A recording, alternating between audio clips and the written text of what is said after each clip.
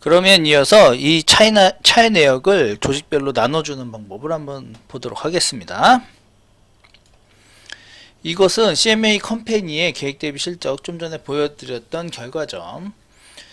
매출액은 늘었고 영업이익은 줄어든 이 상황을 이제 좀 분석을 해봐야 되는데요. 이렇게 좀 복잡해요. 정수기 사업부도 있고 임플란트 사업부도 있고 타이어 사업부도 있어요. 실무에서 보면 이것보다 훨씬 더 불편하고 복잡하고 어렵습니다. 그러니까 그런 것들을 만들어가는 거는 이제 상세하게 만드는 것들은 공부하신 다음에 여러분들께서 해야 될 숙제이고요. 저는 이제 이 중에서 부분별로 이제 나눠서 시작을 해볼 텐데, 먼저 정수기 사업부를 먼저 한번 해보겠습니다. 정수기 사업부도 이게 이제 보시면 서울 경기 지역, 충호남 지역, 영남 지역 이런 식으로 지역별로 나누는 경우도 있을 것이고, 아니면 뭐 정수기 사업부, 비대 사업부, 생활가전은 이런 식으로 나눌 수도 있을 거고요. 그건 이제 회사마다 다른데, 저는 일단 지역이라는 걸로 시뮬레이션을 한번 만들어 봤습니다. 그 다음에 이제 요 내용을 보시면 정수기 사업부의 손익계산서를 이렇게 만들었어요. 이 중에서 이제 좀 앞에서 봐야 될 게, 요 인건비 부분은 사실 정수기 사업부만의 문제가 아니고 전체를 회사를 운영하는 뭐 회계나 기획 같은 부서들이 있어요. 배부의 문제가 있긴 한데 일단은 그 부분을 다 무시하고 이렇게 그 정수기 사업부만을 가지고 이제 왔어요. 그래서 정수기 사업부를 봤더니 24년에는 2조 8,800억 원어치의 매출을 일으키겠다. 그리고 총액으로는 실적으로는 2조 8,728억 72억 미달한 상태입니다. 서울은 좀 많이 팔았고 충호남 지역에서 살짝 미달했는데 영남 지역에서 많이 미달한 모습을 보이고 있네요. 제조원가 쪽에서 보시면은 매출원가인데 이제 매출원가가 제조원가화 된 거죠. 계획에는 40%, 둘 다 40%는 맞아요. 그리고 매출액이 빠진 만큼 일부 비용이 빠졌는데 재료비, 노무비, 경비로 보시면 재료비가 빠진 거에 비해서 노무비, 경비가 많이 올라가 있는 상태를 볼 수가 있습니다. 그리고 이제 제조원가 판관비 쪽으로 넘어와서 보시면 판관비는 적게 썼네요. 그렇게 해가지고 영업이익은 110억, 조금 더 좋게 나왔습니다. 2.6%, 3%. 근데 이제 사실 이제 제가 다니던 그 회사는 이거보다 훨씬 많이 나와요. 영업이익은 한 15%씩 나오던 아주 우량한 회사인데 제가 시뮬레이션을 돌리다 보니까 약간 좀 박하게 드렸는데요. 혹시 그 회사에서 제 강의를 보신다면 이거는 저만의 상상이니까 전혀 다르다. 요거 좀 인지해 주시길 바라겠습니다. 양해 구하고요. 근데 이렇게 해가지고는 사실 누구에게 그 책임을 물어야 될지 사실 잘 몰라요. 여기서 보시면은 뭐 이런 거 정해진 거 있어요. 이렇게 인건비는 뭐 HR에다 물어봐야겠죠. 휴먼 리소스. 광고 선전비, 마케팅에다 물어보면 될 거예요. 커뮤니케이션. 근데 요게 이제 요런 것들은 이제 쉬운데 뭐 재료비 요거 잘 쓴 거예요? 노무비 잘 썼습니까? 잘 몰라요 아직. 그러니까 요거를 조금 더 자세히 알기 위해서는 아까 뭐라 그랬어요? 수량 요소와 가격 요소로 나눠서 봐야 된다고 했죠. 그걸 한번 풀어서 보면 이렇게 되는 거예요.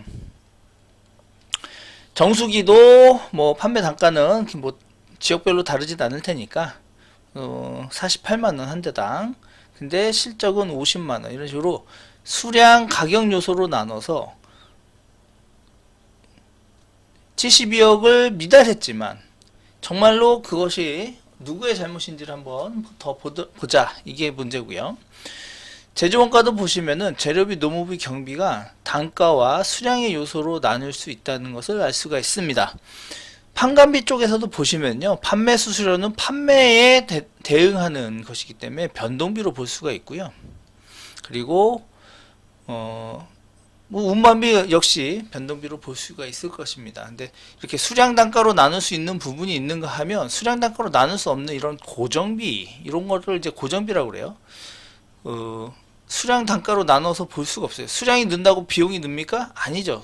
수량이 늘면 이게 총액이 고정되어 있기 때문에 단가가 내려갑니다. 이 고정비 쉐어 효과라고 하는데 많이들 들어보셨을 거예요. 그러니까 요게 이렇게 나누어서 보면은 한눈에 보이지 않는다. 그래서 뭐라고 그랬습니까? 변동원가 제도로 바꿔서 봐야 된다는 거예요.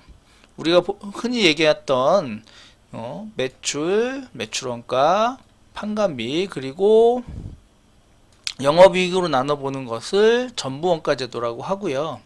여기서 보이는 이 이게 뭐 제조원가, 매출원가에서 변동비 부분과 고정비로 나눠 가지고 변동비는 위로 올리고 고정비는 밑으로 내리고요. 또 판관비에서도 변동비는 위로 올리고 고정비는 아래로 내려서 변동비와 고정비로 이렇게 나누는 거예요. 요거 이제 구분이 참 재밌는데요. 과거에는 노무비를 변동비로 보는 게 맞았어요. 그러니까 계약 자체를 뭐 일당으로 계산한다고 보시면 돼요. 그냥 뭐 하루 일하면 하루 일당을 주는 계약이었는데 이제 노동자를 보호하다는 측면이 강해지다 보니까 최근에는 노무비는 거의 고정비로 보심이 맞습니다. 근데 제가 여기서 설명을 과거 우리가 하던 방식대로 이미 알고 계시던 분들이 있기 때문에 노무비도 이번 강의에서는 변동비로 처리하도록 하겠습니다. 하지만 이제 실무에 돌아가셔서 하실 때는 고정비로 바라보고 처리하는 게 더 맞지 않나 이런 생각이 듭니다.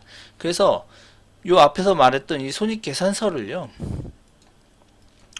이렇게 변동비 제도로, 변동원가 제도로 이렇게 바꿔가지고 손익계산서를 만들어 보면 아주 심플해집니다. 고정비 쪽에는 이렇게 수량 요소가 없어요. 그러니까 단가 요소도 볼 필요가 없고요.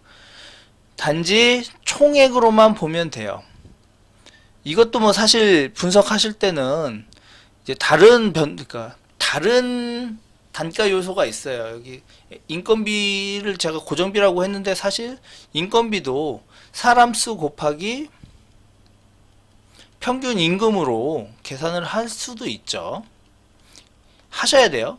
그렇게 하시는 건데 이 변동비 예산에서 변동 요소는 판매랑 연동하셔야 돼요. 그러니까 이거는 변동성일 뿐이지 고정비는 맞습니다. 고정비 그리고 광고 선전비도 광고를 집행하는 횟수 등을 가지고 또 평가하는 방법은 별도로 연구를 해야 되는데요. 지금은 일단 이 상태로 해서 우리가 보도록 하겠습니다. 그러면 이제 이게 이제 변동원가 제도로 바꾼 거예요. 이 변동원가 제도에서 보면은 위에 이렇게 세일즈, 베리어블 코스트,